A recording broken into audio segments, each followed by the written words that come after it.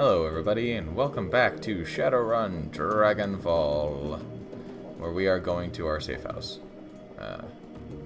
Hopefully. Maybe. Eventually. Oh yeah, hi, look. We're here already. You step inside and the squalor of the disused U-bomb tunnel gives way to the warmth of your safe house.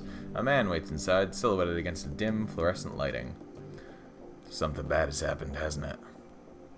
He steps forward, revealing a pale and expressionless face, light glinting off of steel-rimmed glasses. Paul Amsel, your team's fixer and landlord. Part dealmaker, part information broker, one of the most well-connected men in Berlin. His eyes sweep across the team as he takes it all in. Grim faces, the hard stares, Iger's fury, Monica's absence. I had a feeling. How'd she... His face has gone ashen. He swallows, takes a moment to chew on the words before spitting them out. How did it happen? It's decking. Glory nods, her motions robotic and spare. Monica died of a biofeedback-induced stroke. That's right. Iger thrusts a gloved finger into your chest, and this idiot stood by and let it happen. Poke me again, I dare you.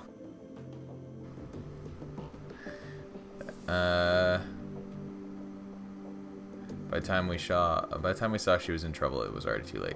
Yeah, because you never bothered learning what to look for. Muscle contractions and microtremors are good indicators of a Decker in distress. I'm assuming you didn't have anyone keeping an eye out for those. No, if you had, my friend wouldn't be lying dead in a basement. Ah, shove off, Iger. We were all on the lookout for physical security, Kira included. Throwing her under the bus isn't gonna help anything. I've suddenly changed his accent, but that's... Okay, fine. Under a bus is exactly where she belongs. Iger turns to face Dietrich. She towers over him, but he stands his ground. I respect you, Dietrich. You know that, but you don't have my training. None of you have. I grew up as a child soldier in virtual reality. Ah, Monica was good. She was the best, right? But she was also overconfident. She treated the job like it was a game. Do that long enough, you're gonna get burned. Iger turns her focus back to you. If you'd been paying attention, you'd have figured all this out on your own by now. You'd have known that Monica needed washing as much as that door. Enough, Iger. Amsel's voice is hoarse, his expression blank. Enough. Iger pushes ahead, heedless of the interruption. Her voice remains measured, but there's fire in her eyes. How many seconds passed between Monica's first convulsion and her plug getting pulled? 4? 5? Do you know how much damage biofeedback can do to a Decker's brain in 5 seconds? How dare you? You don't have to answer that. Of course you know. Monica died while you stood there and watched. This is all your fault. That is enough. Amsel's voice comes out in a roar. His fist smashes down on the desk behind him. Iger, you and Kira can have it out later, but I've had enough. We need to talk action. Our client sent you into something much bigger than he'd led us to believe. I want to know why. Right there with you. This is supposed to be a milk run. Payback isn't the only reason why we need to find him. We saw something back there. Something that we weren't supposed to see. It's fair to assume that we're all still in danger. He pauses, rubs his temples. Agreed. And to neutralize that danger, we need to know who we are dealing with. Let's review the events that transpired tonight. Smallest detail could be important, so hold nothing back. The estate was just a front for whatever was going on in the basement. We were confronted by an orc in military-grade armor. Führerschwinge. Let's just annoy everybody who speaks German.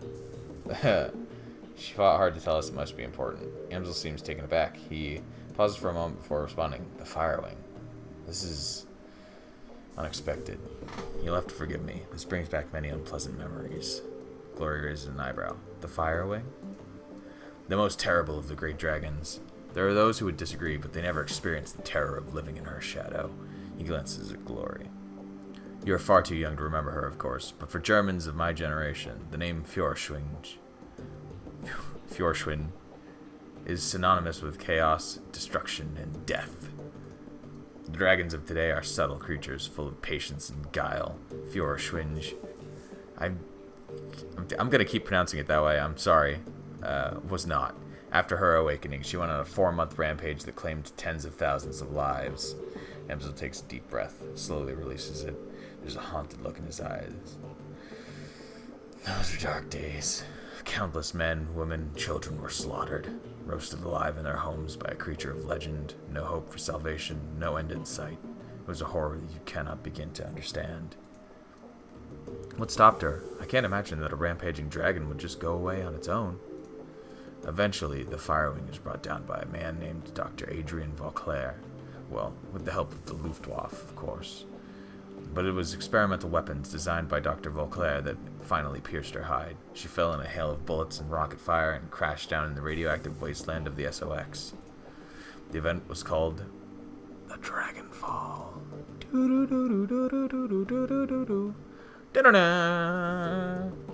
They said it. Safe at last from the dragon's wrath, Germany celebrated Vauclair as a hero, our own Siegfried, a modern-day dragon slayer. My own family practically worshipped the man. If the Dragonfall was as important an event as you make it out to be, I'm surprised that I've never heard of it. Those early years of the Awakening were traumatic, Iger. Not just on a national level, but on a global scale. New species of awakened animals were being discovered daily. Within 2 years of the Dragonfall, the active use of magic had returned to the world, a new source of terror for a bewildered public. And in 2021, the sudden emergence of orcs and trolls gave rise to yet another wave of global panic. In light of such turmoil, is it any surprise that Dr. Vauclair and the Firewing were forgotten? Dragons were yesterday's news. He rubs his temples. Again, all of this happened decades ago. To the best of my knowledge, the story of Fjorsvunge is a bit of historical trivia and nothing more. Alright, so Monica spent her dying breath trying to tell us about a long-dead dragon. Iger sweeps her eyes across the group, searching for a glimmer of insight. Finally, she gives up. Any ideas as to why? Amsel's voice trembles with frustration. No, it doesn't make any more sense to me than it does to you. The Dragonfall is ancient history. Fjorsvunge has been dead and gone for 42 years. But there's one thing I do know. Whatever Monica saw, whatever she was trying to tell us, it was important. He visibly struggles to calm himself, takes a deep breath, slowly releases it. I'll look into this, and I'll find answers. In the meantime, did you turn up anything else of value? The estate was just a front for whatever was going on in the basement. Amsel nods. That much is clear. It wasn't a minor enterprise, either. That facility took serious funds to build. And time. There was more to it than we saw. Places like that don't spring up overnight. And all in secret, the owners, whoever they may be, were none too pleased by your escape, I'm sure. What else did you find? After everything went to hell, we were confronted by an orc in military-grade armor. He appeared to be the head of security. That is not much to go on. Do any details about this orc come to mind? Any distinguishing features that I could look into? He was an older guy, for one. From the sound of his voice, I'm guessing mid to late 30s, 40s. Pretty old for an orc. And he'd had skin grafts. Most of his face looked like replacement material. If the grafts came from a legitimate hospital, there may be medical records. That is something. I'll see what I can find out. Did you know anything else during the run that may be of value? That's all we've got. That's not much. Amsel nods. His face is drawn and haggard. It's thin, I agree. A baseman, middle-aged orc with skin grafts, and a long-forgotten world event. We're still missing something. Who paid for this run? Whoever... Yeah, so we were set up. Whoever sent us knew what we were walking into. That's obvious, but why? Paul's face reddens. I warned her. I told her not to take this run. She assured me that it would be a cakewalk. You didn't bring it to her? No. She set up the whole thing herself. Monica was approached recently by a man who calls himself Green Winters. He used to be a prominent activist in the F-state political scene. I never much liked the man, and I certainly never trusted him. But Monica, she would do anything for her cause, anything for the Flux state. Winters swore that the data he was after was crucial to ensuring the future stability of the Flux. And that was all it took. I need to track down Monica's client and press him for information. Yes, most definitely. It's clear that Green Winters has involved us in something much larger than he led Monica to believe. When he finds out what happened on the run, he's probably going to rat it. We need to chase him down before that happens. So we need information on Green Winters, and we need it fast. There's a man here in the Cruise Bazaar, a Turk named Altug Burakazi. He owns a little soy calf shop just down the way called Cafe Kesve. This man is also a purveyor of information. I've done business with him from time to time. And you think he could know something about Green Winters? Amsel nods.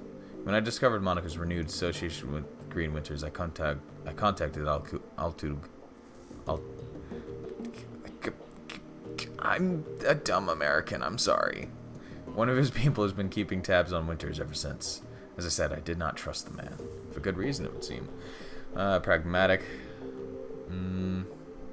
Best to be cautious. Pragmatic. Sounds like it's about time I pay Altug a visit.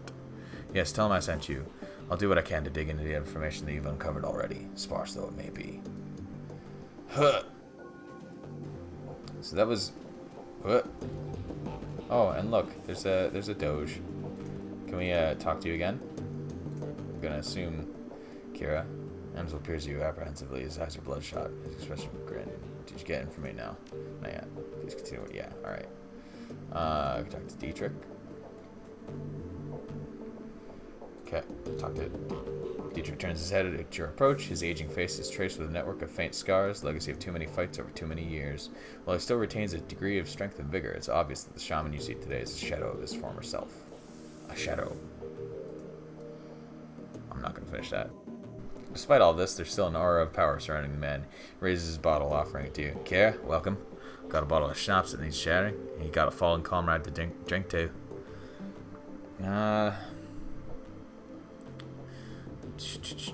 To Monica. Prost. Prost? That's... Wait. No, I'm going like Russian there, aren't I? The liquor in the bottle is crystal clear, and as you raise it, you catch an intoxicating whiff of cloves and caramel, tastes of sweet corn and walnut, with a lingering aftertaste of buttery toffee. You swallow a swig, then return the bottle to Dietrich's outstretched hand. He takes a long pull on the bottle and locks eyes with you. Let me ask you a question, Kira. What made you choose to come to Berlin? What do you want to know? I had my reasons. Nothing in particular. Why do you want to know? Monica told me that you moved here from the Rhine-Ruhr megaplex. Made it sound like you've been there for a good many years. Successful years at that. Leads a man to wonder why you packed up and moved here. It's time for a change, member of my old crew. A run went bad. Member of my old crew betrayed me. Ain't that a pisser? I can handle all sorts of things, but betrayal always makes me see red. Yeah, I know that feeling. Ventilated son of a bitch. There were extenuating circumstances. If he didn't, his family would have paid the price. See, so this is the kind of thing that like sets up backstory. I feel for like our character, and like it's. I'm not sure. I haven't played enough of this game to find out, but this is the kind of thing that could like potentially set up quests in the future. I know the feeling. I tried to make him answer for it, but the bastard got away. I pasted Jet, cut and run, eh? It's rough, friend. Dietrich takes another swig from the bottle, then shrugs. So he got away. Who knows, right? Maybe he'll catch up with him someday. So after all this went down, you decided to bail out of the Ruhrplex and head to Berlin. Am I getting that right? Right? Let's just offend everybody.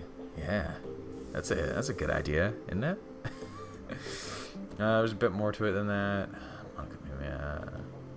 Monica made me a hell of an offer. Ah, yeah, Monica. Dietrich raises his bottle again, then closes his eyes and takes a long drink. After the moment's passed, he returns his attention to you. All comes back to our girl, doesn't it? So let me ask you, just what was your relationship with Monica anyway?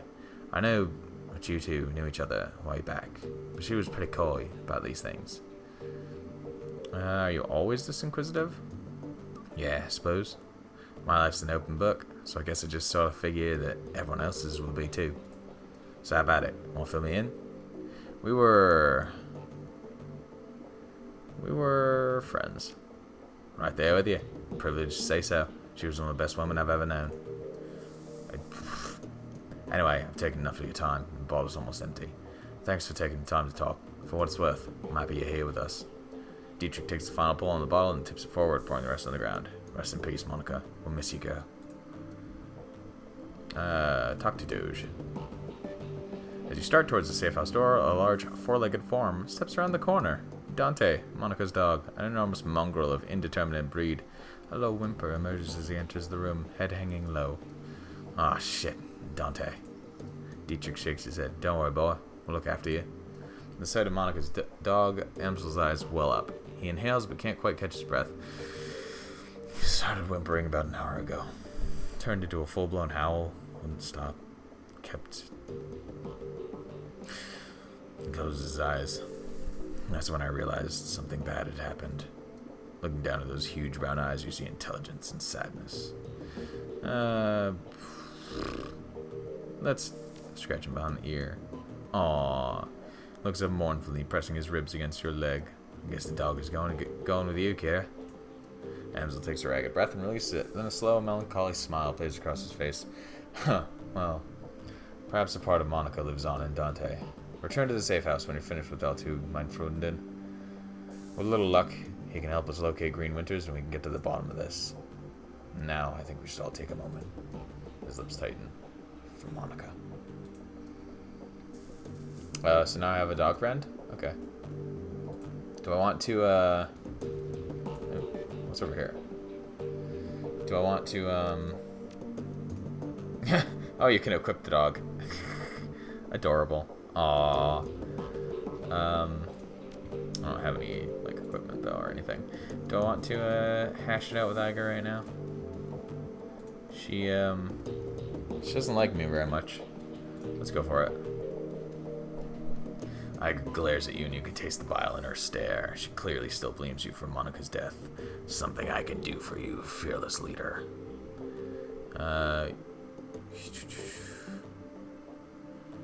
We need to talk. Not right now, we don't. Don't push me on this, Kira. One of these days, we're gonna hash this out and you can talk all you like about the clusterfuck that killed one of my best friends. But it won't be today. I'll give you your space. Good call. Okay. Glory's beautiful in a waifish sort of way. Her features are almost elvish in their delicacy. But there's something cold about her that you find slightly unsettling. What's more unsettling is her chrome. Glory's rocking a heavy loadout of cyberware from head to toe. She looks to be composed more of plastic and metal than she is of skin and bone. In the shadows, individuals such as this are anything but uncommon, but Glory's cyberware is first generation, all of it. Bulky, invasive, practically museum pieces. This chrome was obsolete well before she was born. Kira? Glory shifts her gaze to you, but her expression is as cool and placid as always. Can I help you? How are you holding up? Don't worry about me. I'm solid. You look like you're a million miles away. I'll be with you when it counts. Right now it doesn't. You will just suit yourself. Yeah, we'll head out. I think we could chat with you later. I'm sure. Right? Let's go check out the streets of Berlin here. Yeah. Oh. Oh, cool. No loading screens or anything. That's nice. I'd forgotten about that. So we got dwarvish tech vendor smiles at you with practiced ease, her almond eyes twinkling with the glare from a dozen trid screens. She speaks in a clipped, heavily accented German, which I can't do. So I'm not going to try. Welcome to the Data Haven. Can I help you with something? I need some tech, and I'm on a tight schedule. I'm in the market for something exotic. What kinds of tech do you carry? Anything and everything. Need a new deck, some software perhaps? I'm your girl. She taps a painted fingernail against the molded plastic of her data jack. Or maybe you're a rigger, like I am. Perhaps I can interest you in a new drone or two? All sounds whiz to me. Let's see what you got. Let's see what, can I, yeah. So I like how it's called Sony. Programs 3, ESPs 1, IP 150. Ooh, this has evasion as well. So yeah, all right. Oh yeah, it says owned there. I could do with getting I can't equip drones. I did like level that up, right? And of course I can spend more karma if I want. Or I can let it, yeah, have one drone control.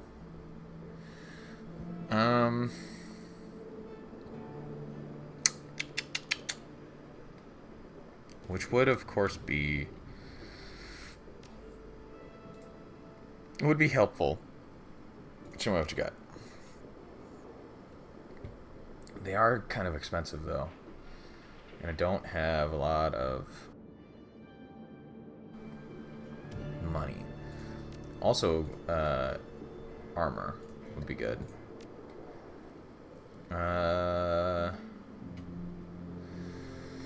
Oh.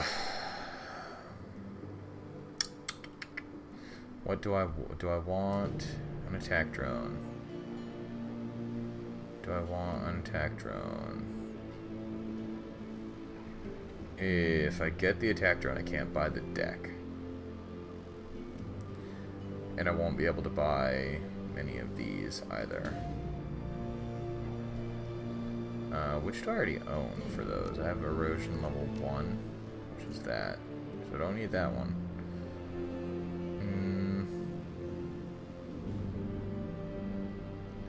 I could do with taking...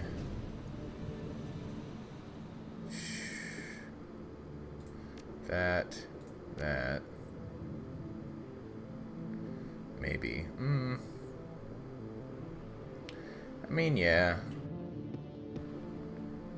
These ones can be useful as well, but they're better for, like, later game stuff. Do I want the... Yeah, I think so. I want... So we can... I'm gonna equip that and then switch it over to that. That way we can...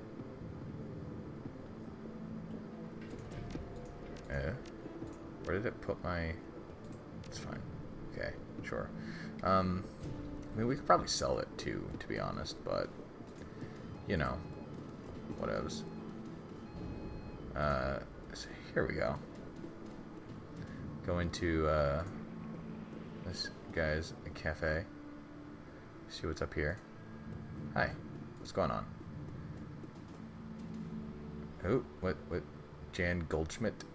Menu board. Let's look at the menu. Special today is a caramel soy calf. Aw. Hi, Jan. Jan? Hello, my friend. The voice that comes from a man in the chair is as enormous as its owner. A deep, booming roar, dripping with unrestrained mirth. A fine day for a soy calf, yes? It certainly is a beauty. Every day is a fine day. Every day is a fine day. From the back of the store, the voice of the shopkeep cuts you off. Don't mind the fool in the chair. He roars like a traumatized walrus, stewing all day in his own sweat. The man behind the bar glares at Goldschmidt, and his upper lip curled in disgust. I tolerate them only because he takes his soy calf by the bucket. Goldschmidt responds with a raucous belly laugh. Apparently he finds the shopkeeper's insults to be hilarious. Ha ha ha! Oh, Tug, mein Frunden, you're as quick-witted and sharp-tongued as ever. I bow to you. If you wouldn't mind, are you gonna put... If you wouldn't mind... Once again, the shopkeep cuts in. To bow to me, you would first have to vacate your chair. The shopkeep claps his hands together, clasping them in front of his chest. I shall summon a team of determined young men and an ox to assist you with the task. With luck, you will be on your feet by nightfall. Goldschmidt smiles up at you, his small eyes glittering. Enough of this senseless bickering. You have approached me for a reason, yes? They have the same voice. Whatever, I don't care. Tell me, what can Jan Goldschmidt do for you? Something bad's gonna happen if he doesn't stop interrupting me. Why do you put up with those insults? Don't you have any pride? I put up with them because they amuse me. The fact that they amuse me infuriates my dear friend Altu, who in turn hurls more insults. Goldschmidt raises a soy calf cup in salute. And thus, the cycle continues. It's 2 years now that I've been your customer, yes, Altug? 2 years of soy calf and strange patience, yes. And I will remain happy, and Altug makes money. An ideal business relationship. Yeah, there we go. That's what I should have been doing, is making him more like... So that all sounds perfectly healthy. Take care, Jan. Goldschmidt gives you a deep nod, his jowls quivering. Until next time, my friend.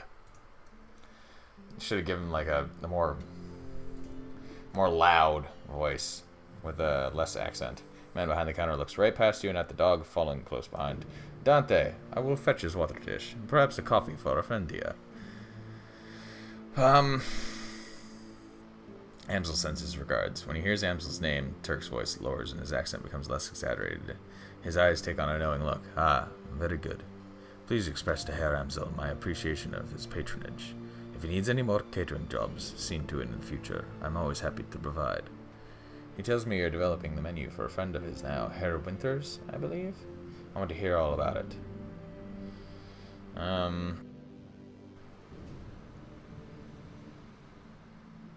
Always pleased to send business your way. He was hoping you could discuss some of the details of his Green Winter's order. Or... let's... Coffee shop owner offers you a smile. Of course, of course. Herr Amsel was too kind. Brokazi turns his head and calls into the back room. Kami, come! A young woman bustles in from the back room. Her gum chewing is loud enough to hear over the noise of the coffee grinders. Brokazi spits out something in rapid-fire Turkish. As you wish, uncle. I'll see to it right away. Kami offers you a shy grin, snaps her gum, and hurries back into the room that she came from. My Goro Kami is arranging to make contact with the chef as we speak. This will likely take some time. My chef is a busy man. While we wait, I wonder if you would be so kind as to run a small errand for me. A trifle, really. I hate to bother you. I'm embarrassed to even ask, but it would be most appreciative of your help. Of course, it's no trouble at all.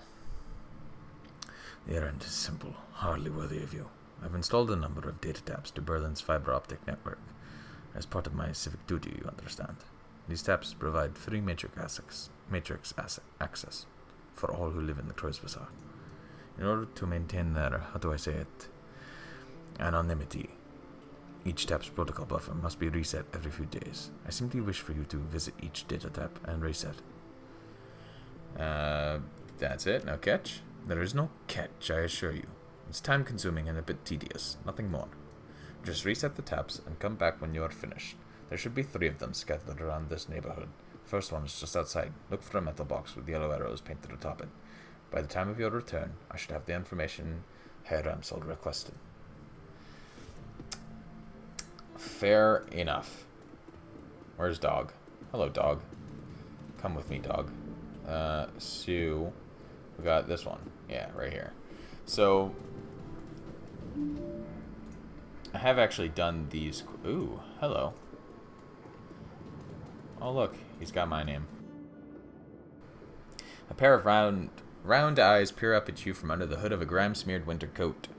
You recognize him as David, one of the Kreuzbazar's street kids. If you had to guess, you'd place him in his mid-teens, so it's difficult to tell beneath grime and acne marring his face.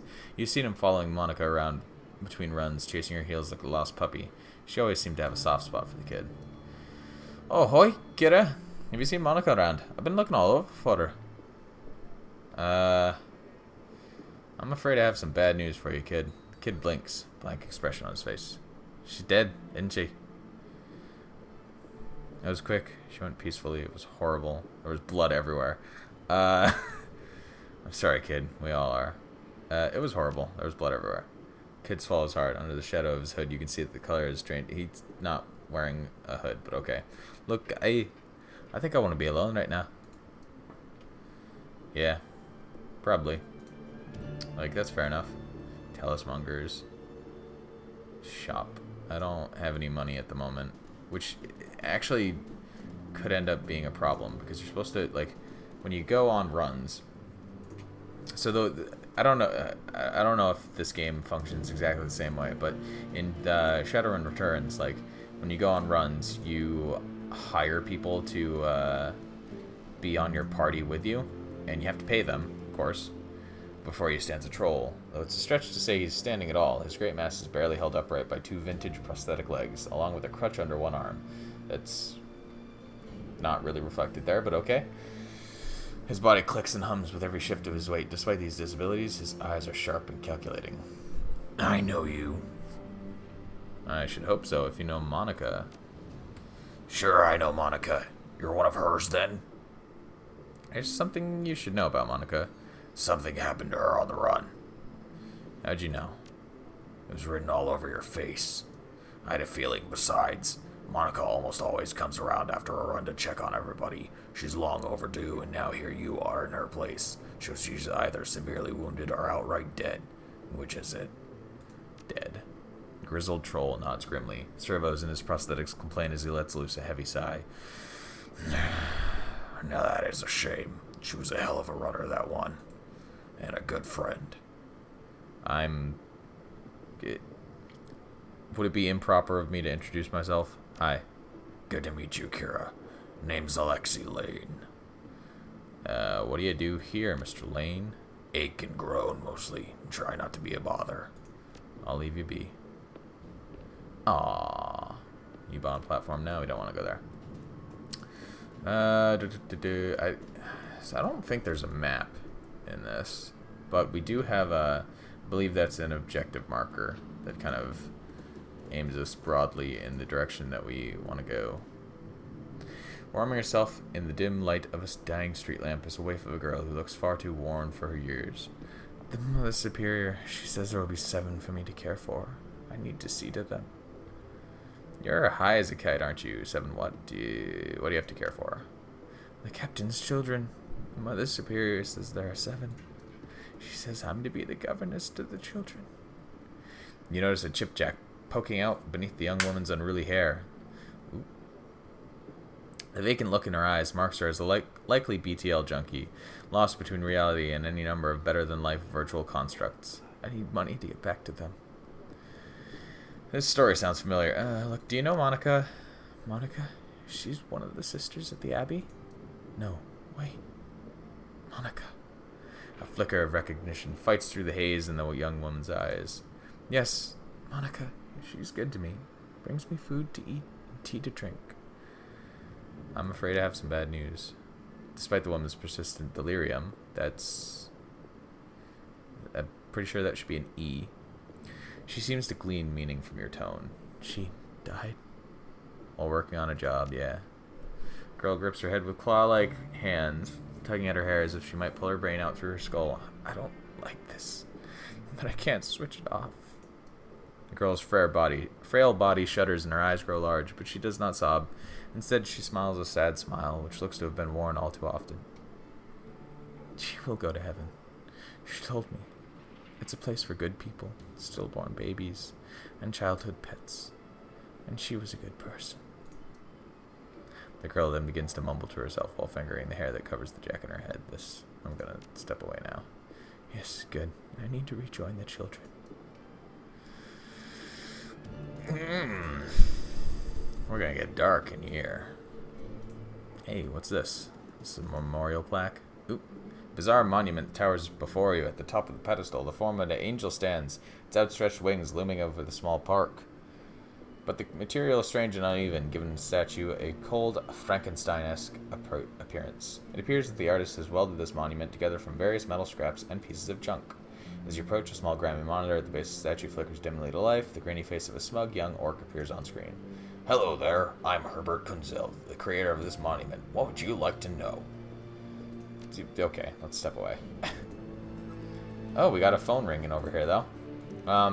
Okay. So I think we're going to call it here for now.